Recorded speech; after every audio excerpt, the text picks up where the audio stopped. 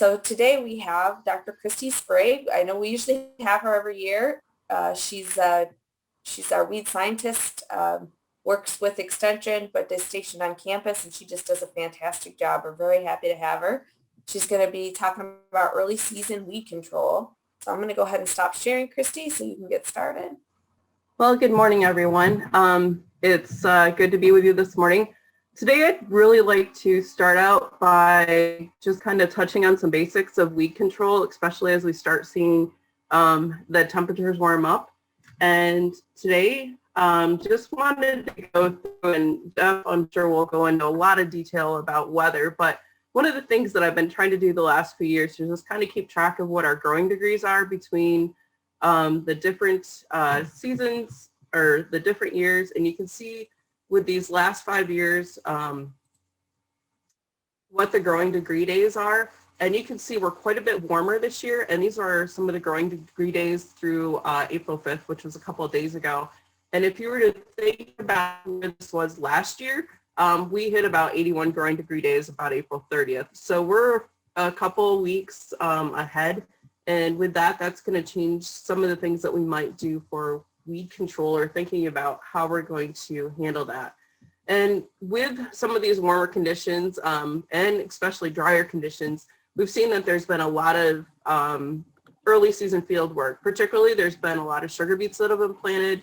We've seen some spring tillage, a little bit of spraying going on. And then last week you heard Mike talk about early soybean planting. And I do know that there is a little bit of soybeans out there.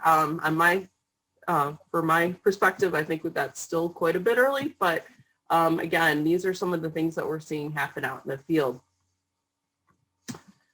Obviously, as these temperatures continue to warm, we're going to see more weed growth as well as winter wheat growth. So what I'm going to talk about today is really talking about starting clean and some of the different things we should be looking for, as well as kind of touching a little bit on some of the things we want to think about for weed control in winter wheat. So one of the things I do want to point out is I talked about how we're a little bit warmer this year than what we've been in the last few years.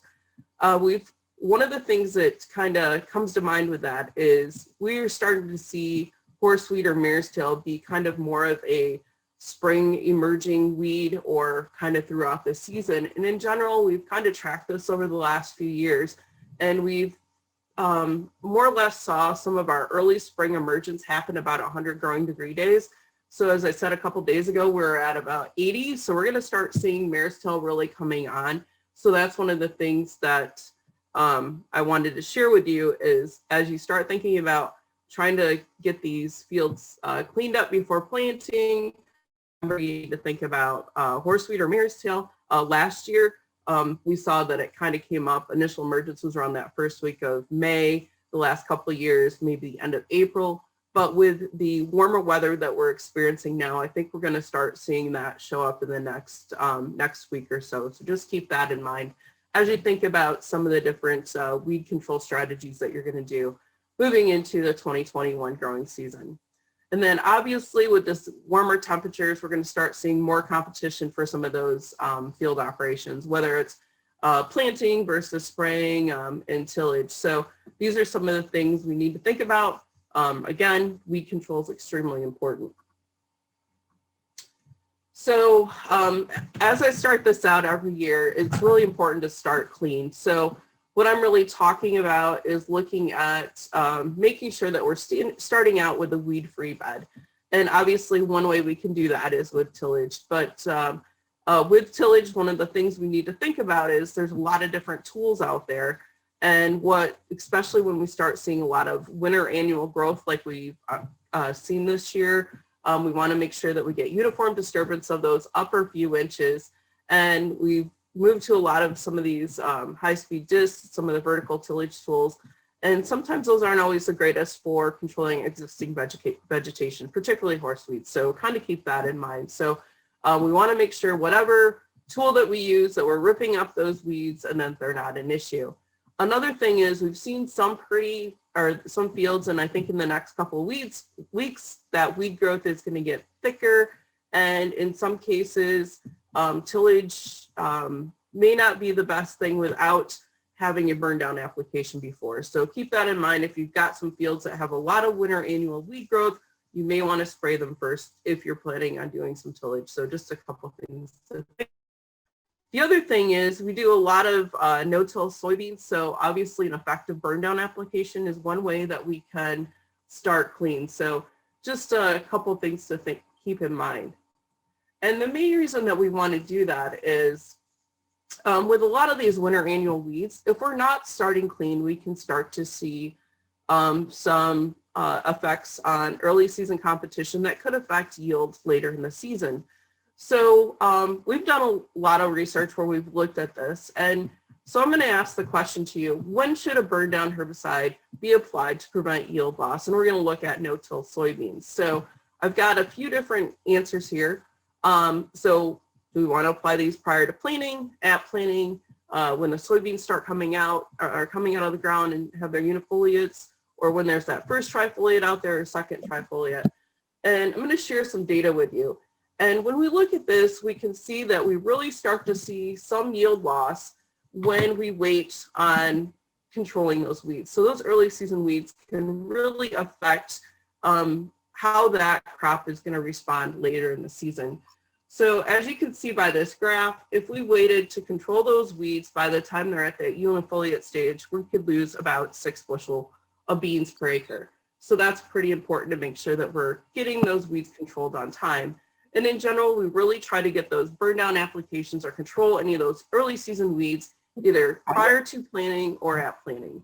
And in some cases, we usually try to think, it's good to try to make those applications, a week or so those weeds are starting to die. But again, you can make those applications to control those weeds at planting also. And one of the things that we've been able to do is calculate what we can see from an average yield loss if we're delaying those applications. And in general, if we delay those applications after planting, we could potentially see a yield loss of about 1/4 bushel per acre per day. And then really, if we think about delaying those applications from that unifoliate stage to V1, which on some of those cooler years can take about 11 days, we could lose as much as about $37 per acre.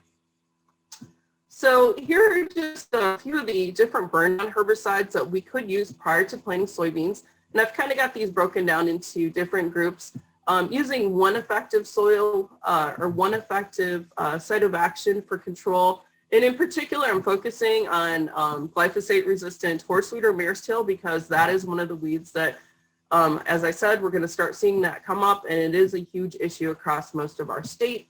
So things that would have a 240 in there would work really well. If we're planting pretty much any soybean variety, we can use 240 ester as long as we're applying it 7 days prior to planting.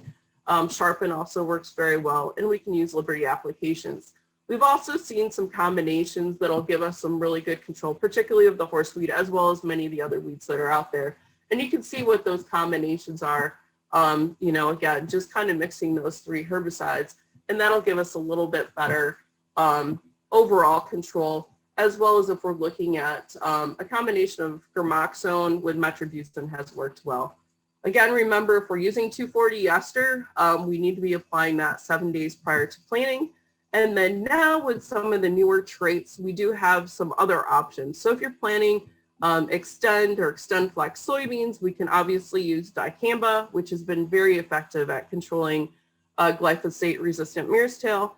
Or if you're using the Enlist E3 soybean system, Enlist 1, we can use at a quart, which would be a higher rate than if we were using 240 ester prior to some of those other planting.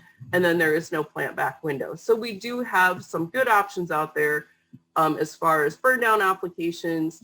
And with those, again, we would include probably glyphosate to help pick up some of the other weeds that are out there for control, particularly things like annual bluegrass, which we're really seeing a lot of this year. So once we plant into a weed-free seed bed, what's next? Well, timing is everything. So if we're not using any sort of residual herbicide, that weed competition can happen fairly easily. So this is the next question. When do we want to control those weeds if they come up with those soybeans? So we start clean. And this is some data from several years ago looking at potential yield loss if we don't control those weeds by a certain time. And where we start to really see a huge reduction in yield is when weeds get to be about 6 inches tall. So what that really means is we want to make sure that we're controlling those weeds by the time they're 4 inches tall. And we know that those weeds can grow fairly quickly. And we know that they can grow from 2 to 4 inches in anywhere from 1 to 7 days. And a lot of it depends on what the species is and obviously what the temperatures are. So let's just take an average of about 3.5 days. And if we don't control those weeds, we can potentially see a 3.1 bushel per acre per day loss in narrow row soybeans. And then if we go to 15-inch rows, about almost at 1.5 bushels. And if we delay those applications a couple days, you can see what our potential economic losses are. So again, we want to make sure that we're stopping that early season weed competition. One way we can help not have to be so timely is by using a pre-emergence herbicide or a soil applied herbicide, because what that does is helps reduce that weed competition. So we've got a little bit more flexibility in our timing, and it also helps control things like water hemp, horseweed, a lot of those weeds that we're dealing with. So just a couple pictures to show you what the benefits of having a pre in with some of these programs. So we're looking at mare's tail control, and you can see 2 applications of Roundup.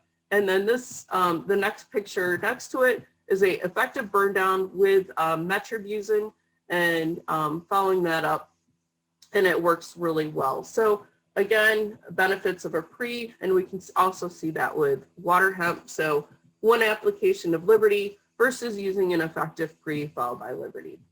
So when can we put those pre's on? Obviously, if we're doing tillage, a lot of times we want to do that after we plant the soybeans and make sure that we get those applications on before the soybeans emerge. And then if we're doing a burn down application, we can combine those pre-emergence residual herbicides with that burn down application. So just wanted to list some of the key herbicides that we have for some of the tougher to control weeds. So if you're trying to control mare's tail or horseweed, the 2 groups that we're looking at is we're looking at using one of the metribuzin products, which is a group 5, or we have some of these group 14 products like Valor, Authority, or Sharpen for control. And there's a lot of premixes that contain either one or both of these that could be used.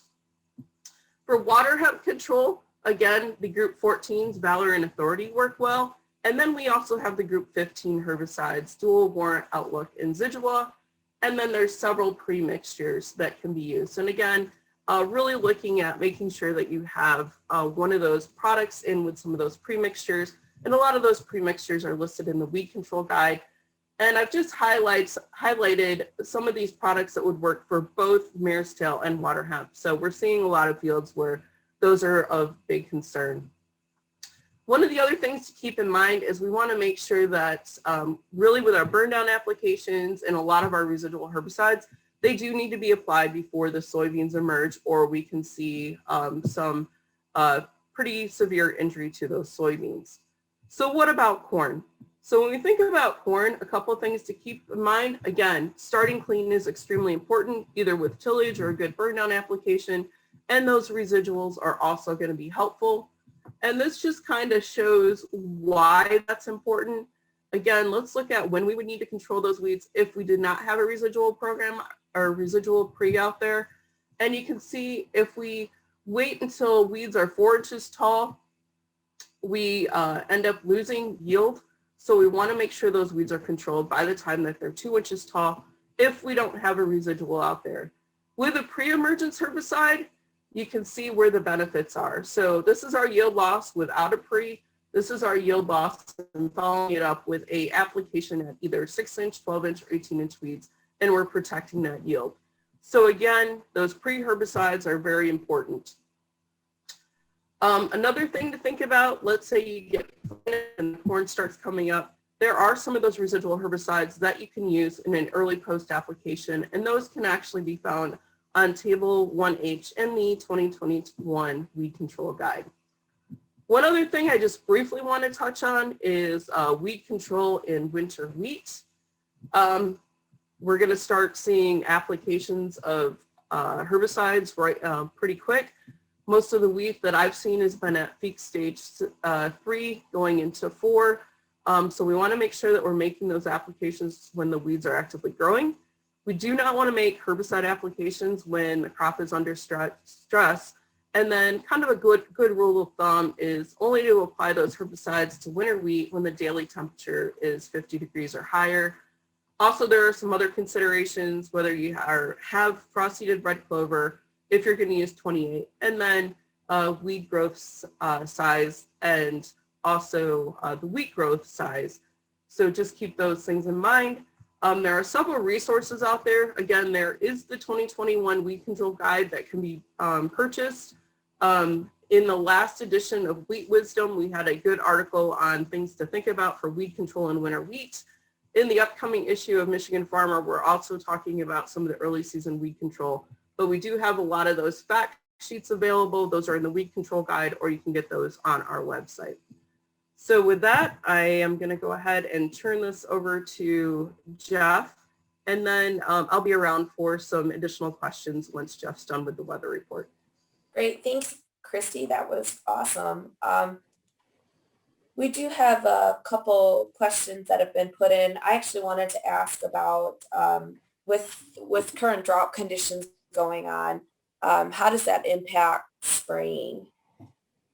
So right now with a lot of the stuff we're starting to see is active growth. So I'm not too worried about the drought conditions right now. The one thing we do need to think about is with our residual herbicides, they're always more effective when we get some rainfall within a week and a half after those residuals are applied. So we want to make sure that they get worked into that seed zone, the weed seed zone, germination zone. Okay, and this may be something for after Jeff's talk, but do you think that there's warm enough temperatures for effective weed control in the next week? I haven't looked at the long-term forecast, but again, kind of a good rule of thumb is that 50 degrees or higher during the day. That usually works the best for a lot of our weed control operations, whether it's in wheat or a burn down application. Christy, there's some, well, I guess first let's start with, do you think the forecasted early morning freezes frost is set insects back? So Jeff, or if Chris is still on, I'm sure she is. I have missed that whole thing. Oh, that's okay. What do you think the forecasted early morning freezes frost will set insects back? No.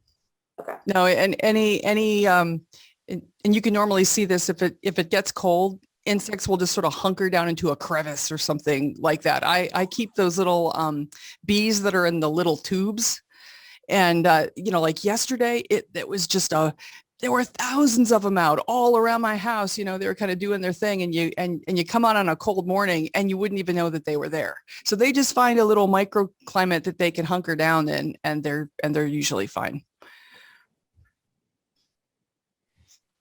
All right. So the next one's for Christy. Your data suggests starting clean at planting for weed control in soybeans. How does this fit with planting green into living cover crops? If weeds have emerged among the cover crops, should it be burned down prior to planting? So that's a great question. So we've been doing a lot of planting green the last few years and really haven't had too much of an issue with seeing a yield loss due to planting green. And usually what we're doing is we're planting into like a standing cereal rye or winter wheat, and usually controlling that about a week after planting. And we've seen actually really good results. This last year, we did see a slight yield reduction from the planting green, and we were in a dry period, which it sounds like we could be potentially heading to in different parts of the season this year. And the rye was pretty big, so there was some competition for some moisture. So we, out of probably the last, we've looked at like about 6 site years, and I'd say in one of those we've seen a slight yield loss. And so it's seems a little bit different than what we've seen And again, a lot of times we're controlling that rye or winter wheat probably just as those soybeans are starting to emerge. So haven't seen too much of an issue. All right, thank you, Christy. That is all the questions we currently have.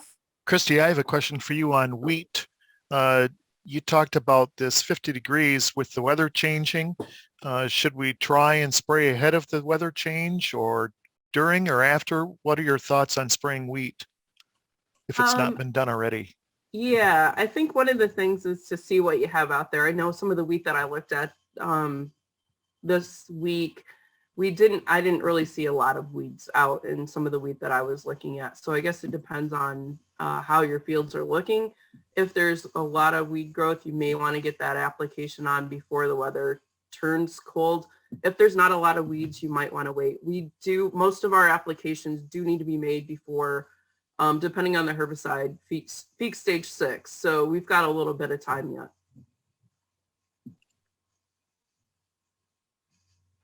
All right, great.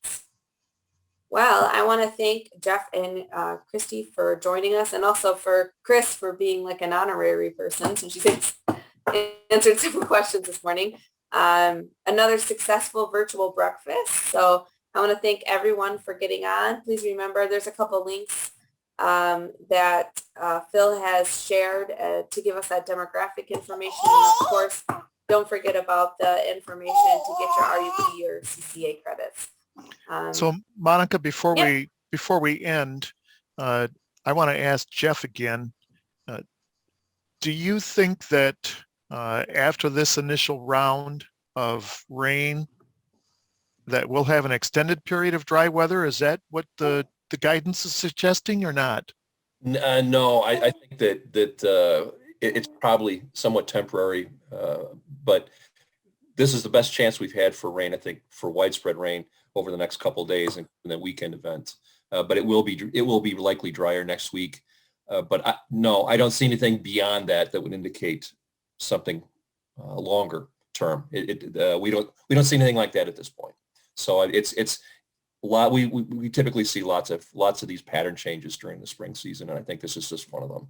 So we'll at least we'll have an idea going into May for next week is looking at the medium range guidance. But right now, cool and dry is certainly the theme and the direction in that 1 to 2 week guidance. So what do you think for the long term, the 90-day outlook? That is actually, well, amazingly, I think we mentioned this last week.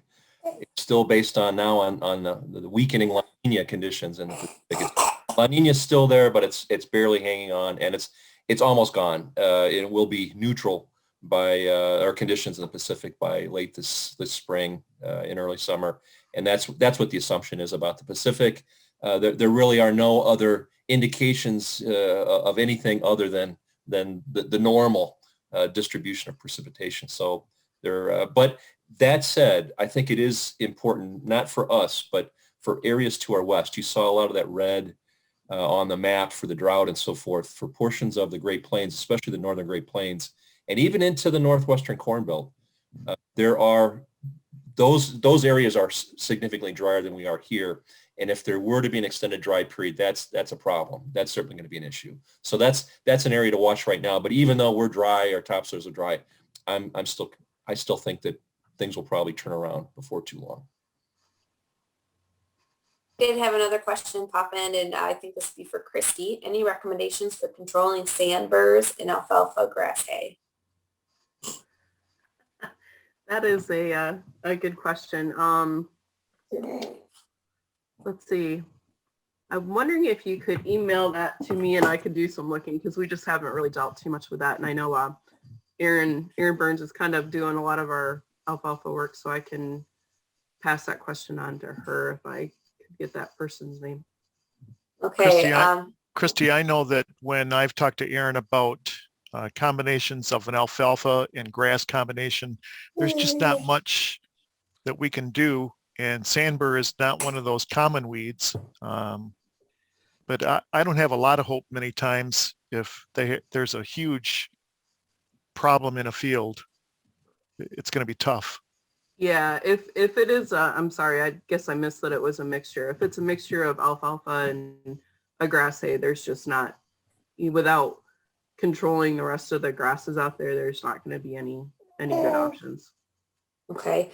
Leon, if you would like any more assistance with that, if you could just submit your email into the chat box, and I'd be happy to connect you with Christy and Aaron for if you have any other questions. So, but sounds like it's not a lot to do there. So I have gotten questions about the baby. Her name is Matilda, and she's about 6 months old. And this is around the time that she goes to daycare. So that's why she's hanging out with me before I make the trip to daycare and back. So she gets to do these early morning calls with me. Any other questions? All right, well, I want to thank everyone for getting on again, and please just make sure you get your CCA and RUP credits, and that you fill out that link that goes to the demographic information that really helps us out in our reporting. So, and again, it's anonymous. With that, Thanks, Monica. yeah, we're all done.